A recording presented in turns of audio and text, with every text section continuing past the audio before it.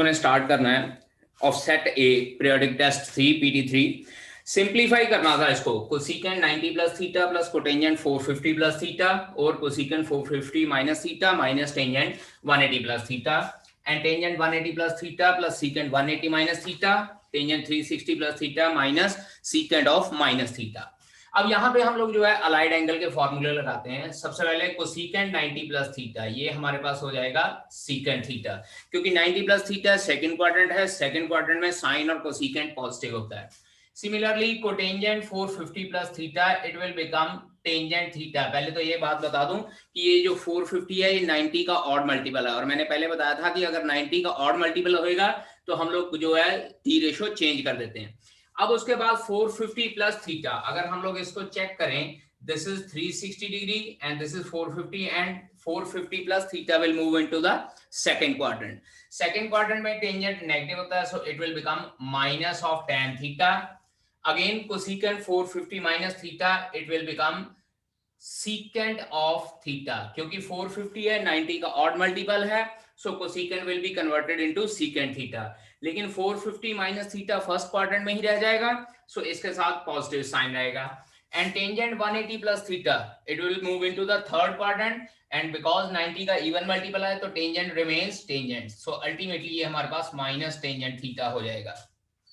After that अगर हम लोग इधर सॉल्व करते हैं, again tangent 180 plus theta will become tangent theta, secant 180 minus theta will become minus secant theta, because 180 minus theta जो है सेकंड क्वाड्रेंट होता है और सेकंड क्वाड्रेंट में secant जो है नेगेटिव होता है। After that tangent 360 plus theta again in the first quadrant it will remain as tangent theta, और secant of minus theta जो है वो secant theta ही रह जाता है, क्योंकि cos of minus theta cos theta रहता है। नाउ बिकॉज ये क्वेश्चन हमारा सिर्फ सिंगल स्टेप में आ जाता है, बट इसके साथ आप लोगों को क्या है कि कंपलसरी तौर पे ये सारे फॉर्मूले लिखने पड़ेंगे कि कोसेकेंट जो है 90 प्लस थीटा हमारे पास क्या हो जाता है, 90 plus theta will become equals to secant theta, and cotangent 450 plus theta it will become minus of tangent theta etcetera. इस तरह से ये सारे फॉर्मूले यहाँ पे आपको बताने पड़ेंगे।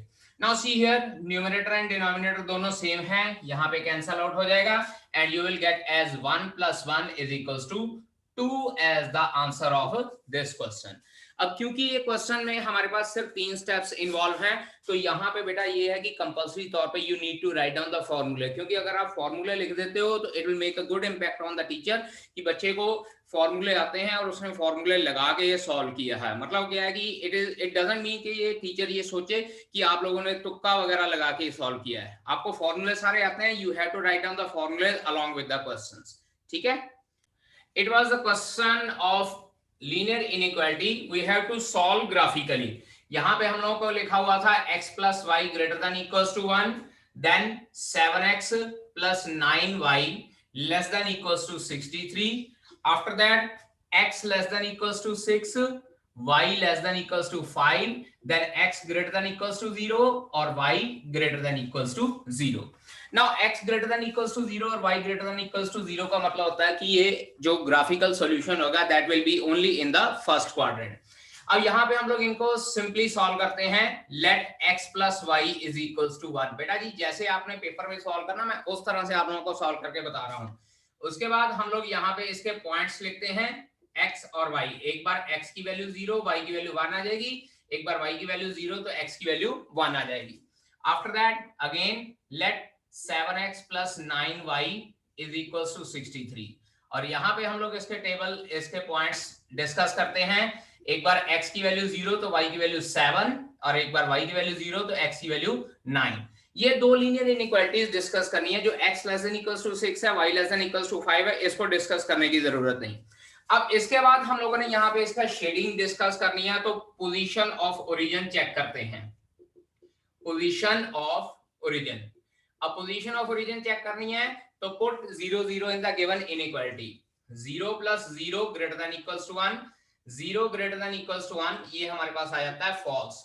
और अगर ये फॉल्स आ गया, therefore shading will be away from origin. Shading will be away from origin. origin से away होगी इसकी शेडिंग। ठीक है जी। अब इसके बाद हम लोग सेकंड इनइक्वालिटी में पोजीशन ऑफ ओरिजिन डिस्कस करते हैं। इस तरह से बेटा जी आप लोगों ने हेडिंग जरूर डालना है, पोजीशन ऑफ ओरिजिन, और जब आप हेडिंग डाल देते हो तो फिर 0 0 पुट करते हैं, 0 + 0 less than equals to 63, 0 less than equals to 63 is true.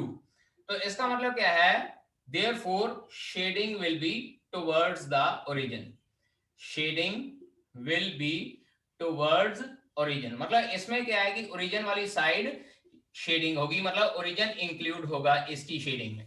After that हमारे पास आ जाता है x less than equals to 6, इसमें 0 0 पुट करते हैं, 0 less than equals to 6 true, origin is included in shading, origin is included in shading. और similarly जब y less than equals to 5 करते हैं, वहां पे भी हमारे पास 0 लेस देन इक्वल्स टू 5 आ जाता है, ट्रू आ जाता है, तो यहां पे भी ओरिजिन इंक्लूडेड होगा। तो यानी कि जो सारी डिफरेंट इनइक्वालिटीज हैं, यहां पे बेटा जी आप लोगों को ओरिजिन की पोजीशन के अकॉर्डिंगली आपको एक्सप्लेन करना पड़ेगा कि शेडिंग किस साइड पे होती है, ठीक है। अब इसके बाद अगर हम लोग ग्राफ ड्रॉ करते हैं, see here, this is x axis and this is y axis, ठीक है जी। दिस इज 0 1 2 3 4 5 6 एंड 7 8 9, ठीक है। After that this is 1 2 3 4 5 6 7 8। पहला हमारे पास है 0 1 एंड 1 0, 0 1 एंड 1 0 हमारे पास ये पॉइंट आ जाते हैं, तो ये लाइन हम लोग ड्रॉ कर लेते हैं, because less than equal to या ग्रेटर देन इक्वल टू का साइन है। आफ्टर दैट सेकंड है हमारे पास एक तो 0,7 और एक 9,0, इन दोनों पॉइंट्स को ज्वाइन करके हम लोगों ने एक स्ट्रेट लाइन ड्रॉ करनी है। Then x less than equals to 6, x is equals to 6 ये है, यहां पे हम लोगों ने एक straight line parallel to y axis draw कर देनी है। After that y less than equals to 5, this is y is equals to 5, इसको आप लोगों ने इस साइड पे ड्रॉ कर लेना। This is x less than equals to 6, y less than equals to 5, this line is 7x plus 9y less than equals to 63 and this line is x plus y greater than equals to 1। बेटा ये सारा कुछ आप लोगों ने यहाँ पे explain करना है, और उसके बाद जो शेडिंग है आपका रिक्वायर्ड शेडेड पोर्शन, ये हो जाता है only in the first quadrant, जो आपका फर्स्ट क्वाड्रेंट है, ठीक है। सो इस तरह से आप लोगों ने शेडिंग शो करनी है, सिर्फ कॉमन पोर्शन की शेडिंग शो करनी है and you will get the full marks. अगर इनमें से आप लोग कोई स्टेप भी आप लोग मिस करते हो तो स्टेप मार्किंग के अकॉर्डिंगली आपके मार्क्स कट सकते हैं, ठीक है जी। Assuming that straight line work as a plane mirror for a point, find the image of the point। ऐसे करते हैं, एक स्ट्रेट लाइन ये ड्रॉ करते हैं और यहाँ पे एक पॉइंट 1,2 है, let us consider this point is P। इसकी इमेज फाइंड आउट करनी है in the line mirror x minus 3y plus 4 is equals to 0। x minus 3y plus 4 हम लोगों को एक स्ट्रेट लाइन दी हुई है and we need to find out the image of the point 1,2 in this line mirror, ठीक है जी। Late us consider, हम लोग ये कंसीडर कर लेते हैं कि जो P का इमेज है वो Q है और इसके कोऑर्डिनेट्स हमारे पास हैं h, k। Late us consider, हम लोग यहाँ पे ले लेते हैं गिवन पॉइंट P हमारे पास है, P is equals to 1,2 and straight line is, जो स्ट्रेट लाइन है हमारे पास that is x minus 3y plus 4 is equals to 0। This is equation number 1। Let image of point P, let image of point P is h, is q लिख लेते हैं h, k। हमारे पास जो point P है उसकी image q है, that is h, k consider कर लेंगे हम लोग, ठीक है। Now see here, साइंस का रूल होता है कि अगर हमारे पास distance of object in front of mirror is equals to distance of image behind the mirror, तो वी कैन से दैट कि ये जो पॉइंट M है, this will be the mid point of PQ। हम लोग ये कंसीडर करेंगे distance of object in front of mirror is equals to distance of image behind the mirror, accordingly M will be the mid point of PQ। अब सबसे पहले हम लोग क्या करते हैं, स्लोप ऑफ PQ की स्लोप निकालते हैं, y2 minus y1 over x2 minus x1 का फार्मूला लगाकर it will be k minus 2 over h minus 1। ये हमारे पास आ जाती है स्लोप ऑफ पी क्यू। उसके बाद स्लोप ऑफ गिवन लाइन, जो गिवन लाइन है उसकी स्लोप हो जाती है हमारे पास 1/3। फॉर्मूला लगाया minus coefficient of x over coefficient of y, minus coefficient of x over coefficient of y. अब बेटा जी अगर स्लोप गिवन लाइन की 1/3 है, it implies slope of P Q. P Q की स्लोप क्या हो जाएगी हमारे पास -3 हो जाएगी। Consider that m1 into m2 is equals to -1, क्योंकि जो ये लाइन पी क्यू है और जो गिवन लाइन है ये दोनों आपस में परपेंडिकुलर कंसिडर करेंगे। तो पी क्यू की स्लोप एक तो k-2 और h-1 है, एक हमारे पास -3 आ जाती है, तो दोनों को इक्वेट करते हैं। It implies k-2 over h-1 is equals to -3। ठीक है, -3 ओवर 1 क्रॉस मल्टीप्लीकेशन वगैरह करके हम लोग इसको सॉल्व करते हैं, तो हमारे पास आ जाता है 3h plus k is equals to 5। 3h plus k is equals to 5, ये हमारे पास एक इक्वेशन आ जाती है। इसको इक्वेशन नंबर 2 कंसिडर कर लेते हैं। ठीक है जी, ये आई है हमारे पास एक equation 3h plus k is equals to 5 की फॉर्म की। इसके बाद लिखेंगे also m is midpoint of PQ। तो m के कोऑर्डिनेट क्या हो जाएंगे, m के कोऑर्डिनेट हो जाएंगे h plus 1/2 comma k plus 2/2 lies on given line. Given line के ऊपर लाई करता है, और अगर ये मिड पॉइंट गिवन लाइन के ऊपर लाई करता है तो ये मिड पॉइंट जो है उसको सेटिस्फाई करना चाहिए। तो x की जगह पे h प्लस 1/2 और y की जगह पे k प्लस 2/2 पुट करते हैं। So it will become equals to h plus 1/2 minus 3 into k plus 2/2 plus 4 is equals to 0। और बेटा जब हम लोग इसको सॉल्व करते हैं तो ये हमारे पास आता है h minus 3k plus 3 is equals to 0। h minus 3k plus 3 is equals to 0, या इसको हम लोग इस तरह से लिख लेते हैं h minus 3k is equals to -3 and this will be equation number 3। इसके बाद बेटा जी आपने क्या करना है, इक्वेशन नंबर 2 और इक्वेशन नंबर 3 को सॉल्व करना है, और सॉल्व करने के बाद h की वैल्यू हमारे पास आती है 6/5 और k की वैल्यू हमारे पास आती है, यहां पे मैं इस साइड पे लिख देता हूं h is equals to 6/5 and k is equals to 7/5। h की वैल्यू 6/5 आ जाती है और k की वैल्यू 7/5 आ जाती है, and therefore the image of point 1,2 is 6/5 and 7/5। First question was a wheel makes 360 revolution in 1 minute. Through how many radian does it turn in 1 second? ठीक है जी, number of revolutions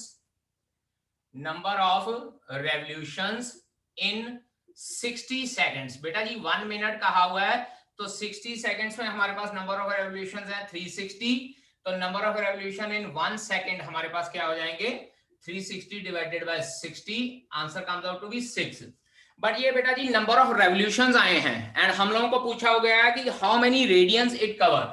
ठीक है जी, now number of radians in 1 revolution.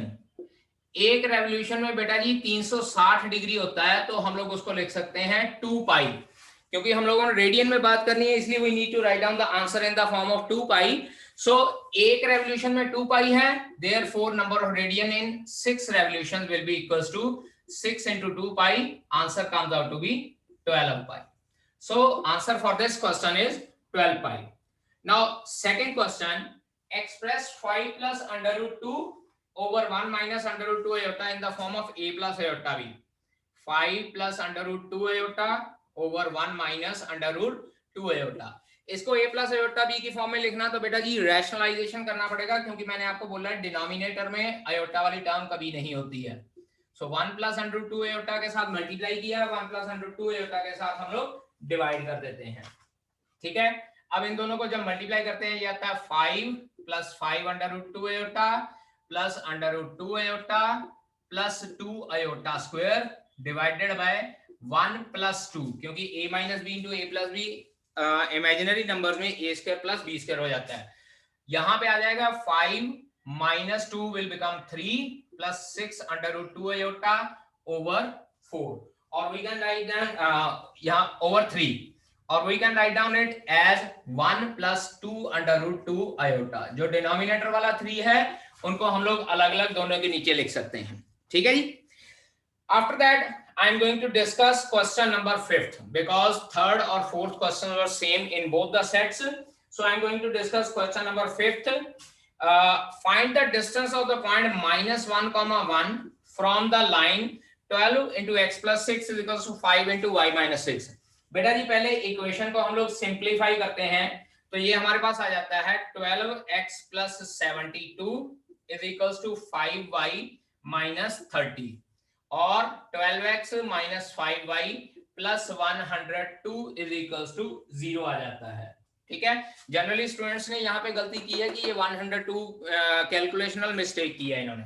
उसके बाद distance formula लगाते हैं, d is equals to modulus of ax1 plus by1 plus c over under root of a square plus b square. तो ये आ जाएगा 12 into minus 1 minus 5 into 1 plus 102 modulus divided by under root of 12 का square plus 5 का square. Minus 12 minus 5 minus 17 हो जाता है. 102 में से 17 माइनस करते हैं तो 85. So D will come out to be 85 upon 13 क्योंकि 144 प्लस 25 का स्क्वायर होता है 169 and it's square root is 13. ठीक है बेटा जी. Seventh question was evaluate limit x approaches 9 x raised power 3 by 2 minus 27 divided by x minus 9. बेटा जी हम लोग इसको लिख सकते हैं limit x approaches 9 x raised power 3 by 2 minus 9 raised power 3 by 2. जो 27 है उसको हम लोग 9 raised power 3 by 2 लिख सकते हैं ओवर x minus 9. अब इसके बाद हम लोग फॉर्मूला अप्लाई करेंगे limit x approaches a x raised power n minus a raised power n over x minus a is equals to n into a raised power n minus 1. अब यहाँ compare कीजिए n की value 3 by 2 है और a की value 9 आती है. So it will be 3 by 2 into 9 raised to power 3 by 2 minus 1. That is 3 by 2 into 9 raised power 1 by 2. यानी कि 3 by 2 into 9 raised power 1 by 2 मतलब अंडर रूट 9 हो जाता है. That is 3. So our answer for this question is 9 by 2 आ जाता है. ठीक है जी. After that 8th question again it was same in the both set. We need to find out a by b और Cartesian product का formula लगा के Cartesian product find out करना है. In 10th question, how many words each of 3 vowels and 2 consonants can be formed from the letters of the word involute? Involute. ठीक है जी. Number of words हमारे पास 3 vowels और 2 consonant होने चाहिए. Vowels देखिए 1 2 3 और 4 वॉवल्स हैं और कॉन्सोनेंट हमारे पास है 1 2 3 और 4. ठीक है जी. एक्सप्लेनेशन के अकॉर्डिंगली रिक्वायर्ड वर्ड्स कितने हो जाएंगे अब ध्यान दीजिएगा. एक तो 3 वॉवल चुनने हैं 4 में से तो it will be 4C3. After that 2 consonants लेने हैं from 4 it will be 4C2. बेटा जी क्योंकि सिलेक्शन करनी है इसलिए कॉम्बिनेशन लगेगा. 4 वॉवल्स में से 3 वॉवल सिलेक्ट करने हैं 4C3. 4 कॉन्सोनेंट में से 2 कॉन्सोनेंट सिलेक्ट करने हैं इट विल बी 4C2. अब बेटा यहाँ पे हम लोगों को ये कहा गया कि 5 लेटर्स का वर्ड बनेगा हमारे पास क्योंकि 3 वॉवल और 2 कॉन्सोनेंट हैं. तो जो 5 लेटर्स हैं उनको भी हम लोगों ने अरेंज करना है and that can be written as 5p5. Means to say this question was the combination of permutation as well as combination. तो 4C3 multiply by 4C2 and multiply by 5 factorial it will come out to be 4 multiply by 6 multiply by 5 factorial क्योंकि 5p5 हमारे पास 5 factorial होता है. 4 into 6 into 120. 24 into 120. So our answer will come out to be 2880. 2880 is the answer for this question. Next 11th question was insert 3 numbers between 1 and 26. 1 और 256 के बीच में हम लोगों ने 3 numbers insert करने हैं such that the resulting sequence is a GP. GP है तो हम लोग इसको G1, G2 और G3 3 numbers insert कर लेते हैं और अगर रिजल्टिंग सीक्वेंस जीपी में है तो चेक कीजिए 256 will be the fifth term, तो T5 is equals to 256. It implies A r raised power 4 is equals to 256. It means r raised power 4 is equals to 4 raised power 4, क्योंकि A की value हमारे पास 1 है और comparing both sides हमारे पास r की value कितनी आ जाती है 4, और अगर r की वैल्यू 4 आ जाती है तो G1 है second term that is AR which will be equals to 1 into 4 is equals to 4. After that G2 that is AR square 1 into 4 का square that is 16 and G3 will be equals to AR cube that is 1 into 4 raised power 3. Answer comes out to be 64. तो हमारे पास जो तीन numbers हैं वो कौन कौन से हो जाएंगे 4, 16 and 64. ठीक है जी. 14th question. Evaluate the limit x approaches 0 under root of 1 plus x minus under root of 1 minus x divided by x. बेटा मैंने जब पहले करवाया था तो मैंने ये बोला था कि जब भी आपके पास अंडर रूट वाली टर्म आ जाती है तो आपका फर्स्ट स्टेप होना चाहिए रैशनलाइजेशन. तो इसको रैशनलाइजेशन करते हैं तो ये हमारे पास आ जाता है limit x approaches 0 under root of 1 plus x minus under root of 1 minus x over x multiply by under root of 1 plus x plus under root of 1 minus x over 1 plus x under root plus under root of 1 minus x. So this will be equals to limit x approaches 0. Numerator a minus b into a plus b. A square minus b square आ जाता है. It will be a square minus b square. Under root cancel out हो जाएगा. Denominator x into under root of 1 plus x plus under root of 1 minus x. So this will become equals to limit x approaches 0. Plus का 1 और minus का 1 cancel out हो जाएगा. Remaining 2x over x into under root of 1 plus x plus under root of 1 minus x. ये x और x cancel out हो जाएंगे और अब हम लोग इसके बाद इसकी सॉल्यूशन या लिमिट एवेल्युएट कर सकते हैं, वैल्यू पुट कर सकते हैं. तो 2 over 2 answer comes out to be 1, क्योंकि जब x की वैल्यू 0 पुट करेंगे तो under root 1 plus under root 1 वो हमारे पास 1 प्लस 1 ही बच जाएगा and that will be equals to 2. So 2 divided by 2 our answer will be equals to 1. Now the 17th question. An arc is in the shape of parabola with its axis vertical. Axis vertical है. The arc is 10 meter high and 5 meter wide at the base. बेटा diagram draw कर लेते हैं छोटी सी हम लोग एक. This is parabola with its axis vertical. ये हमारे पास एक्स एक्सिस हो जाता है and this is y axis. ठीक है जी. उसके बाद हमारे पास है 10 metre high and 5 metre wide at the base. ये डिस्टेंस हमारे पास लेट अस कंसीडर 5 मीटर है और ये डिस्टेंस हमारे पास 10 मीटर है. ठीक है जी. इक्वेशन ऑफ पैराबोला हम लोग कंसीडर करते हैं x square is equals to -4ay. बेटा डाउनवर्ड पैराबोला है तो इक्वेशन हम लोग x square is equals to -4ay consider करेंगे. Now this is 10 metre, this is 5 metre, तो ये डिस्टेंस हमारे पास 5/2 मीटर हो जाएगा. तो लेट अस कंसीडर ये पॉइंट O और अगर इसको A पॉइंट कंसीडर कर लूं तो A के कोऑर्डिनेट मेरे पास 5/2, -5 आते हैं. 5/2, -5. और जब ये हम लोग पॉइंट इसमें पुट करते हैं तो हम लोग उसके अकॉर्डिंगली इसमें पुट करके A की वैल्यू निकाल सकते हैं. Point A lies on it. Point A was 5/2, -5. और जब हम लोग इसमें पुट करते हैं x की वैल्यू 5/2 होल स्क्वायर और y की value -4 into a into -5. 25/4 is equals to 20a. 5 के टेबल पे कट गया, ये आ जाएगा 4 और ये आ जाएगा हमारे पास 5.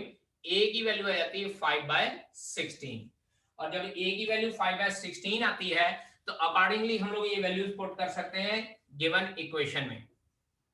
और जब गिवन इक्वेशन में पुट करेंगे तो हमारे पास जो equation of parabola that will become -4 into 5/16 into y, यानी कि x square is equals to -4 over -5 over 8 into y. ठीक है जी. बेटा एक मिनट, थोड़ा सा गलत हो गया हमारे पास. यहाँ पे हम लोग -10 लेंगे तो accordingly here it will be -10, ये आ जाएगा -40, तो ये कैंसल आउट हो गए 8 it will be 32. बेटा करेक्शन कर लीजिए, this is 32 and it will become minus 5 over 8y. ठीक है जी, a की वैल्यू हमारे पास 5/32, अकॉर्डिंगली माइनस 5 over 8. करेक्शन कर लीजिएगा बेटा, यहाँ पे -10 आना है. अब पैराबोला की इक्वेशन ये आ गई. इसके बाद हमको ये कहा गया है कि how wide it is 2 metre from the vertex of the parabola. अगर पैराबोला से नीचे हम लोग 2 मीटर के डिस्टेंस पे लेते हैं, ये पॉइंट 2 मीटर, यहां पे हम लोगों ने विड्थ फाइंड आउट करनी है. Let us consider this point is B, और ये डिस्टेंस अगर मैं h कंसीडर करता हूं तो बेटा जी h,2 आ जाएगा.